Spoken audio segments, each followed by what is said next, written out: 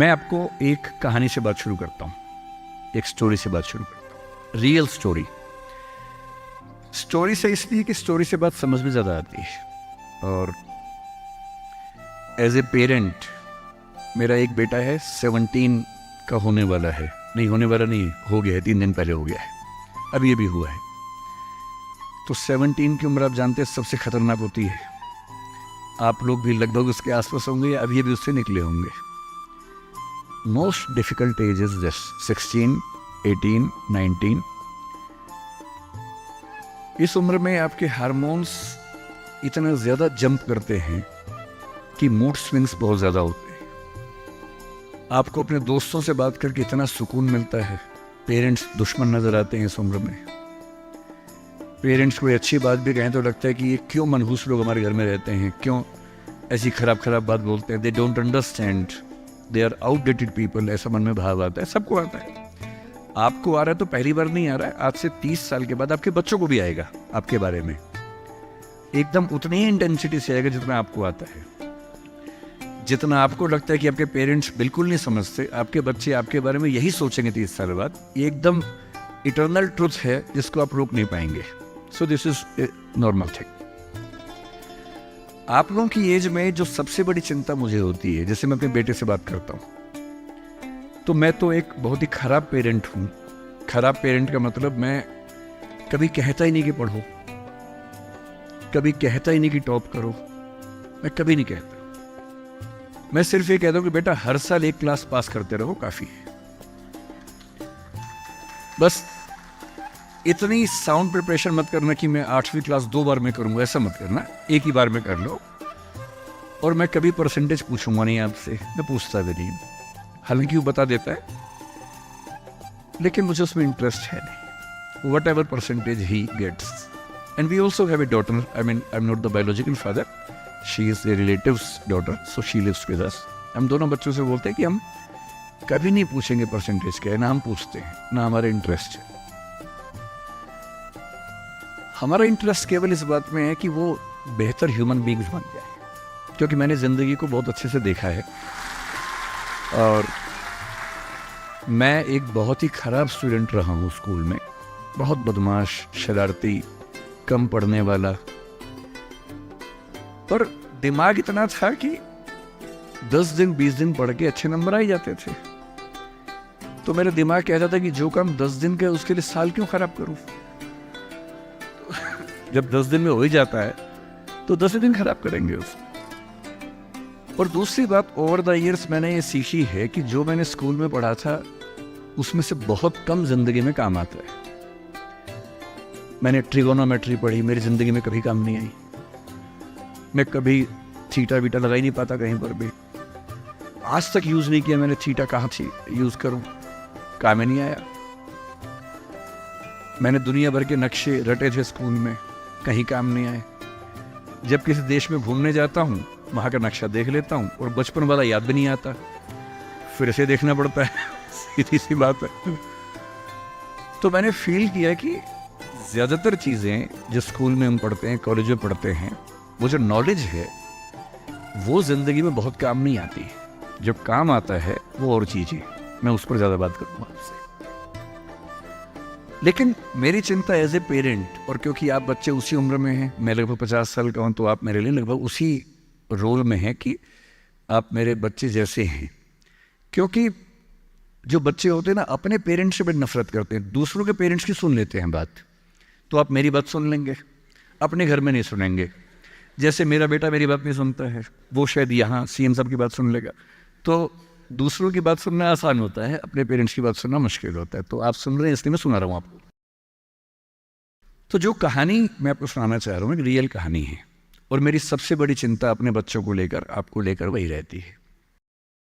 मैं जब भी कोई कहानी सुनाता हूँ, नाम, जगह, वो सब बदल देता हूँ ताकि किसी की प्राइवेसी पर हमला ना हो। सबकी राइट टू प्राइवेसी है ना।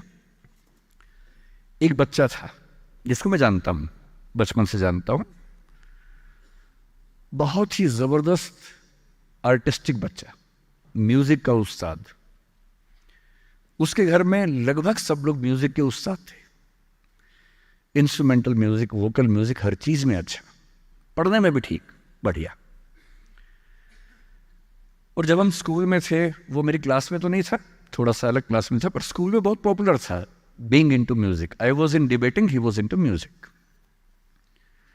और बाद में उसने हमारा स्कूल छोड़ भी दिया कुछ समय के बाद, फिर वो कहीं और चला गया, फिर हमारा मिलना नहीं हुआ। उस समय ना तो व्हाट्सएप था ना यूट्यूब था, तो बाद में मिलने का स्कोप भी नहीं रहता था। जो एक बार चला गया वो चला ही जाता था उस समय। अब तो बच्चे ज़िंदगी भर दोस्त रहते हैं।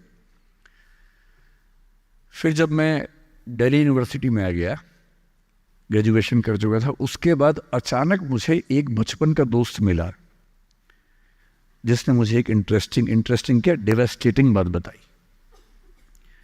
तो बात चल रही थी कि स्कूल के दोस्त कहाँ कहाँ हैं, क्या कर रहे हैं।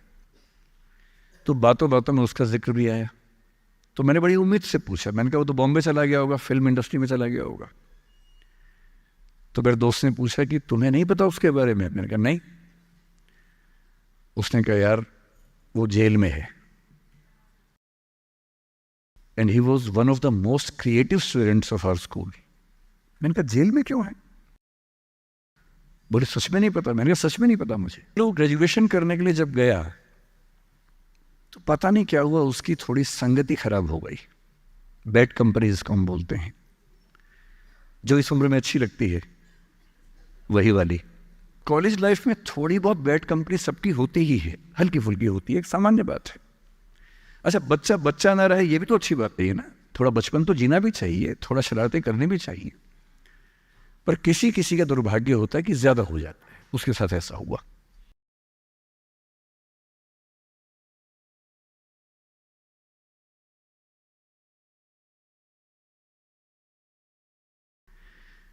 मतलब 1000 लोग जाएंगे तो उनमें से एक आध वापस आएगा, वो भी इतने मुश्किलों से जो ऑलमोस्ट इम्पॉसिबल है।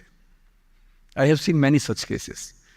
सोशल वेलफेयर डिपार्टमेंट से मेरे कई दोस्त ऑफिसर्स हैं, तो मैं उनसे जब पूछता हूँ बताते हैं, मैंने ऐसे लोगों को देखा है 10-10 साल से स्ट्रगल कर रहे हैं एडिक्शन से बाहर आने की, नहीं आ पा रहे, खत्म हो गए हैं। उस बच्चे को ड्रग्स की आदत पड़ गई कॉलेज में जाके, पेरेंट्स को पता ही नहीं था। तो जब पेरेंट्स को भनक लगी तो उसको दबाव बनाया कि तुम घर आ जाओ। अब वो जिस कंपनी में था, दोस्तों वाली कंपनी में, वहाँ अब ड्रग्स तो बहुत महंगे होते थे, पैसे घर से बहुत कम आते थे, जितने पैसे एक मिडिल क्लास फैमिली दे सकती है। अब वो घर से ज़्यादा पैसे मांगने लगा, पैसे मिलते नहीं थे। उसको अपने ही घर के लोगों पर गुस्सा आने लगा। तो एक बार वो अपने घर आया हुआ था छुट्टियों में, और वहाँ भी वो कुछ कुछ करता रहता था। उसके पेरेंट्स ने उसको बहुत समझाया कि बेटा ऐसा मत करो, और एक दिन इस बात पे झगड़ा बढ़ गया। भाई आप पेरेंट्स की चिंता समझेंगे आज से 30 साल बाद, जब आपके बच्चे इस एज में होंगे ना, आपकी नानी मर जाएगी उस समय। नानी मरना एक मुहावरा है, इसका मतलब बहुत चिंता में रहेंगे उस समय आप। और उस दिन पता नहीं क्या हुआ, एक झगड़ा हुआ, क्योंकि जो एडिक्शन के शिकार हैं उनका दिमाग उनके कंट्रोल में नहीं होता है। यहाँ तक कि जो ड्रिंक करते हैं, ड्रिंक एक लेवल से ज़्यादा कर लें तो दिमाग कंट्रोल से बाहर निकलने लगता है। ड्रग्स में तो ये एलिमेंट बहुत ज़्यादा होता है। और आधी रात को उसने क्या किया, उसने अपनी फैमिली के 5 लोगों का मर्डर कर दिया। मर्डर। उसने खाने में जहर मिलाया, लगभग सब लोग उससे मर गए। एक मेंबर नहीं मरा क्योंकि उसने खाना खाया नहीं उस दिन, तो उसको उसने अलग से मारा। और ये बात है जब उसकी उम्र लगभग 17-18 साल की थी, या 19 के आसपास रहा होगा। उसके बाद वो जेल गया। मुझे उसके बाद से पता ही नहीं कि क्या हुआ, फांसी हुई या उम्र कैद हुई या क्या हुआ, ना तो मुझे पता है, ना मैं इंटरेस्टेड हूँ जानने में। मैं उसका नाम हम सब जानता हूँ, एंड 1-2 क्लास स्कूल में ऐसी थी कि वो हम आसपास थे, जानते थे, पहचानते थे एक दूसरे को। मेरी सबसे बड़ी चिंता ये होती है बच्चों को लेकर कि किसी भी गलती से वो ड्रग्स में ना चले जाएं।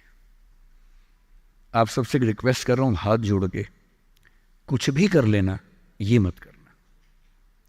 बदमाशी करो, शरारत करो, थोड़ा इश्क विश्क होगा, करो, कोई दिक्कत नहीं। किसी को चीट मत करना, ड्रग्स में मत जाना, क्योंकि इन रास्तों पे जाने के बाद वापसी का रास्ता नहीं है, पूरी ज़िंदगी ख़त्म हो जाती है। एक शायर ने कहा है, बस एक कदम गलत उठाता राह शौक में, राह शौक का मतलब शौक के रास्ते पर चल पड़े थे, बस एक कदम गलत उठाता राह शौक में, मंजिल तमाम उम्र मुझे ढूंढती रही। मेरी मंजिल जिंदगी भर मुझे ढूंढती रही, कहाँ चला गया? सिर्फ एक गलती हुई थी और उस एक गलती ने कहीं का नहीं छोड़ा।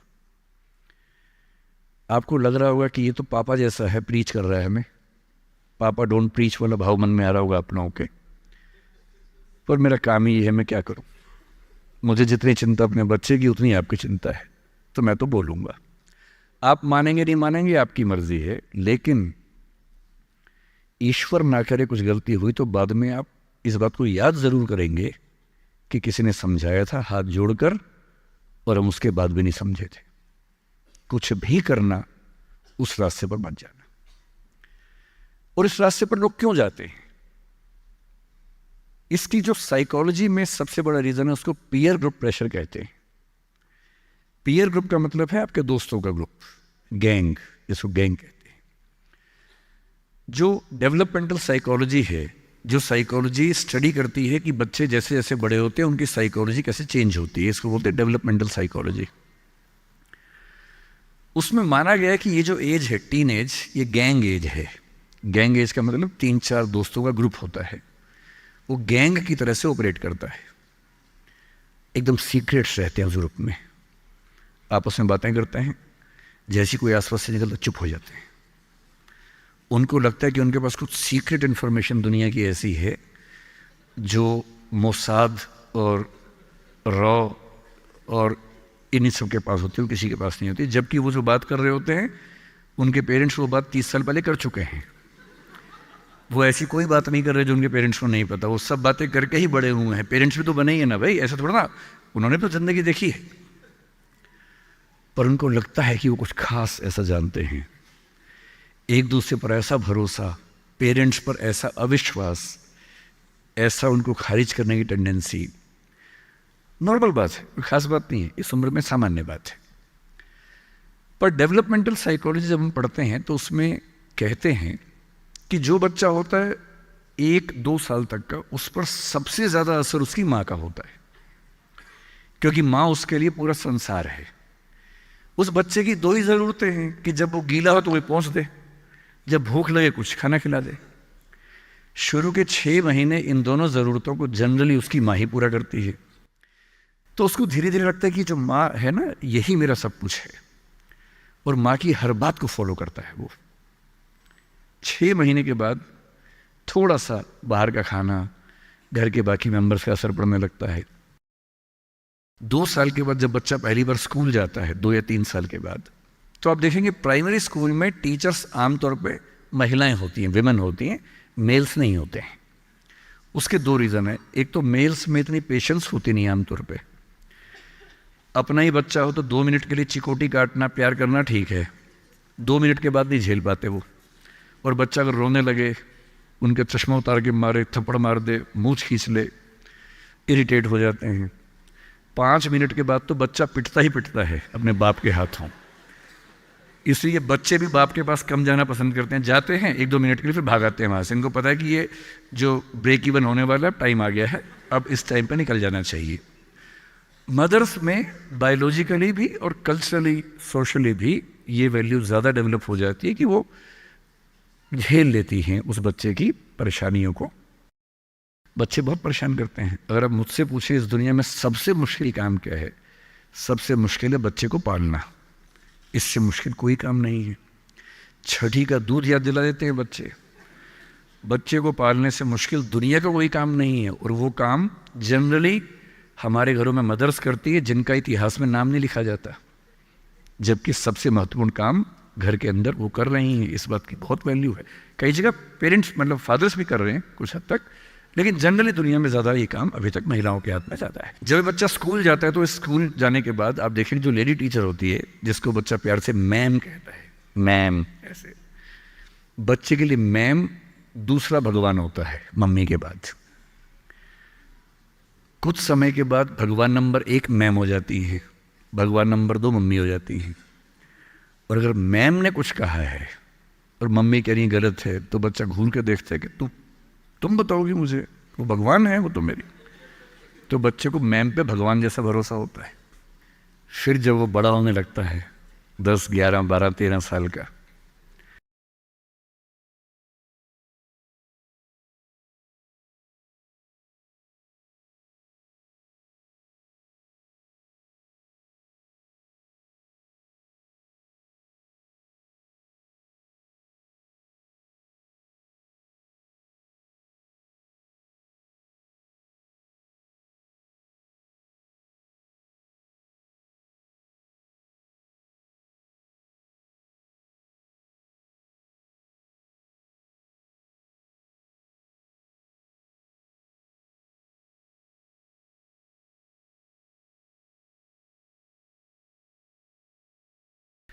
थर्टीन की एज आते आते बच्चों में जो बायोलॉजिकल चेंजेस होने शुरू होते हैं, बड़े परेशान होते हैं, पशुपेश में होते हैं कि ये क्या हमारे साथ हो रहा है, हमारी ज़िंदगी चेंज हो रही है। अचानक उनको ऐसा लगने लगता है।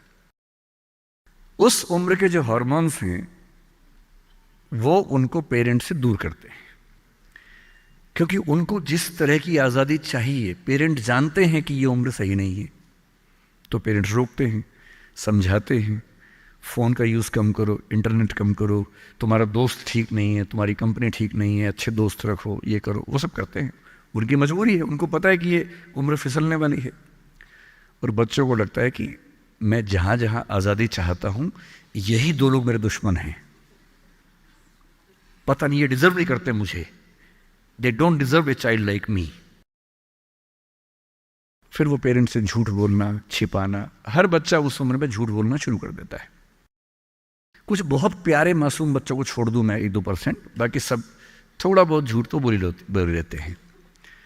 कुछ ज़्यादा शातिर हो जाते हैं, इतना खतरनाक झूठ बोलते हैं, लाई डिटेक्शन टेस्ट करवा लेंगे तो भी नहीं पकड़ में आएंगे, इतना अच्छा झूठ बोलने लग जाते हैं, क्योंकि उन्होंने सीख लिया दोस्तों से सब करके। और ये जो उम्र है 13 से 19, जो गैंग एज है, ये जो दोस्त हैं, इनका असर इतना ज़्यादा होता है।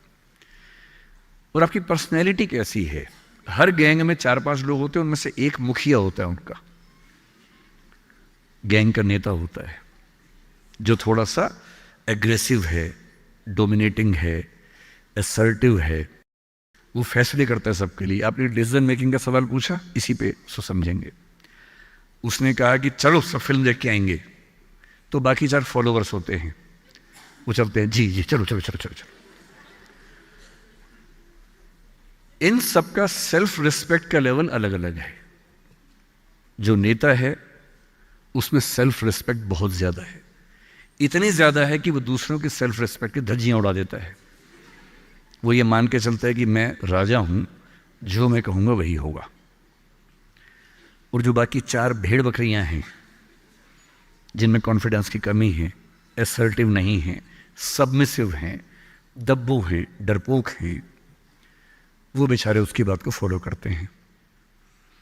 और ये जो 4 है ना, इन पे खतरा बहुत ज़्यादा है, क्योंकि जो नेता है वो पहले से बिगड़ा हुआ है, वो हैबिचुअल है कई चीज़ों का, और वो इन 4 को बोलता है आज हम सब ड्रग्स ट्राई करेंगे। पूछ नहीं रहा है, बता रहा है। अब इन 4 में से एक के मन में है कि ना करूं, मम्मी ने उसको 1000 बार समझाएगी बेटा ये मत करना, वो बेचारा बोल ही नहीं पा रहा, घबराहट हो रही है उसको। बड़ी मुश्किल से मिमियाते हुए एक वाक्य उसने बोला। मिमियाना मतलब बिल्ली की तरह से बोलना, कैट की तरह से बोलना। उसने कहा यार मम्मी ने कहा था ठीक नहीं होता है। अब उसके बाद जोर से ठाका मार गया, ये देखो मम्मी का बच्चा, ये देखो मम्मी का बच्चा, इसको दुद्धू पिलाओ इसको, बच्चा है, ये तो बड़ा ही नहीं हुआ, ये तो मर्द ही नहीं बना अब तक। हम तो मर्द हैं, हम तो बड़े हैं, हम तो ग्रोन अप हैं। इस बच्चे की सेल्फ एस्टीम, सेल्फ रिस्पेक्ट इतनी कम है कि डर जाएगा, एकदम घबरा जाएगा। 3 लोग बोलेंगे अरे कुछ नहीं होता, अरे कुछ नहीं होता, आजा आजा आजा आजा, अरे कुछ नहीं होता, कर ले ट्राई, हम भी तो कर रहे हैं, कर ले ट्राई। और इसी प्रेशर में ये बच्चा पहली बार ऐसी गलती करेगा। और मैंने पहले ही कहा कि रास्ता एक तरफा है, वापसी का रास्ता नहीं। इस प्रेशर को बोलते हैं पीयर ग्रुप प्रेशर, दोस्तों का प्रेशर। मैं अपने बच्चे को केवल एक बात सिखाता हूं, बाकी पढ़ाई लिखाई तो मुझे पता है ज़िंदगी में जब कोई करना चाहेगा कर ही लेगा। इंटरनेट की दुनिया में, गूगल की दुनिया में, अब क्या मतलब मैं क्या पढ़ा दूंगा आपको, टीचर क्या पढ़ा लेंगे, सब गूगल पे उपलब्ध है, सब ऑनलाइन अवेलेबल है। जो टीचर बनना चाह रहे हैं समझ लें, अब टीचर का काम नॉलेज देना नहीं है, नॉलेज आपसे ज़्यादा, आपसे बेहतर गूगल पे है। अब आपका काम उससे ज़्यादा बड़ा है। क्या है अभी डिस्कस करेंगे। मैं केवल एक बात पे फोकस करता हूं कि मेरे बच्चे या आप लोग पीयर ग्रुप प्रेशर से बच सके। मैं खुद बचा था, अच्छे से बचा था, मेरे पेरेंट्स की भूमिका थी। मैं जिस हॉस्टल में रहा उस हॉस्टल में लगभग सब ड्रिंक करते थे कॉलेज के दिनों में, मैं नहीं करता था। मुझे कभी ज़रूरत ही नहीं लगी उस चीज़ की, तो नहीं लगी तो नहीं किया। अच्छी बात सिर्फ इतनी है, मैं ये नहीं कह रहा कि ड्रिंक करना अच्छी बात है कि बुरी बात है, वो तो इंडिविजुअल फैसला हर किसी का है, लेकिन मैच्योर होने के बाद, बचपन में नहीं। मैं सिर्फ ये कहना चाह रहा हूं कि अगर 4 लोग मुझ पर दबाव डालें और मैं उनके दबाव में आ जाऊं, ये ठीक नहीं। मुझे ध्यान है कि हमारे हॉस्टल की नाइट चलती थी, फ्राइडे की रात है, वार्डन साहब छुट्टी पे हैं, 10-12 लोग एक कमरे में बैठे हैं, शराब की बोतल खोल ली है या बियर जो भी है, सबका मन है पीने का। वो मतलब एडल्ट्स हैं, 18+ के थे, वो शायद लीगली अलाउड होगा उनके लिए, मुझे नहीं पता। और जो लोग नहीं पीना चाहते उनको दबाव बना रहे हैं कि आ पी के दिखा, तू मर्द है तो पी के दिखा, बड़ा हो गया तो पी के दिखा। जब भी कोई ऐसा दबाव बनाए ना, इतना भी दबाव में नहीं आना है। जैसे कोई बोले बड़ा है तो पी के दिखा, आपको बोलना है मैं इसको पिए बिना ही बड़ा हूं। मर्द है तो पी के दिखा, मैं इसको पिए बिना ही मर्द रहता हूं। तुम इसको पी के मर्द बनते हो, हम ऐसे ही मर्द हैं भाई। दोस्त नहीं है क्या हमारा, तो क्या बोलना है, अगर तुम्हारी दोस्ती के लिए मुझे पीनी पड़ेगी शराब, तो मेरी दोस्ती के लिए तुम छोड़ क्यों नहीं सकते? अजीब बात है भाई। दोस्त, क्या मैं ही तुम्हारा दोस्त हूं, तुम मेरे दोस्त नहीं हो? तुम्हारी दोस्ती के लिए मैं ड्रग्स लेना शुरू कर दूं और मेरी दोस्ती के लिए तुम छोड़ नहीं सकते? अगर तुम छोड़ नहीं सकते तो मैं ले नहीं सकता। और दोस्ती अपनी जगह है, हमेशा ध्यान रखना। भूल के भी कभी कोई ऐसी डिमांड मत करना जो दोस्ती की हदों से ज़्यादा जाती हो। मैं साफ कह रहा हूं, मैं ड्रग्स के रास्ते पर नहीं जाऊंगा, ये काम मैं नहीं करूंगा। मुझसे दोस्ती रखनी है, इन शर्तों के साथ रखो, मैं किसी दबाव में ना आया हूं ना आऊंगा। इसको बोलते हैं असर्टिवनेस। अपनी शर्तों पे जीऊंगा, किसी के दबाव में नहीं जीऊंगा। जो गलत है गलत है, नहीं करना है तो नहीं करना है। एक शायर ने बड़ी अच्छी बात कही इश्क के बारे में, लेकिन यहाँ अप्लाई होती है। उसने कहा, वो नहीं मेरा सही, उससे मोहब्बत है तो है। भाई किसी से मोहब्बत है, नहीं हो पाया मेरा, कोई बात नहीं। वो नहीं मेरा मगर उससे मोहब्बत है तो है। अब ये रस्मों और रिवाजों से बगावत है तो है। अगर मैंने एक सही बात कह दी और वो रस्म रिवाज के खिलाफ है तो है, मैं क्यों डरूंगा? जो मुझे ठीक लगा, अपने ईमान के मुताबिक लगा, मैंने कहा वो मैं करूंगा। तो जो बात मुझे अपनी ओर से शुरुआत में कहनी थी मैंने आपसे कही है। और मेरा ख्याल है कि अगर आप सब बच्चों में से एक बच्चा भी मेरी बात सुन के गलत रास्ते पे जाने से रुक गया तो मेरा सिक्किम आना धन्य हो गया। मैं उसमें बहुत खुश हूं, उससे ज़्यादा मुझे कोई ज़रूरत नहीं।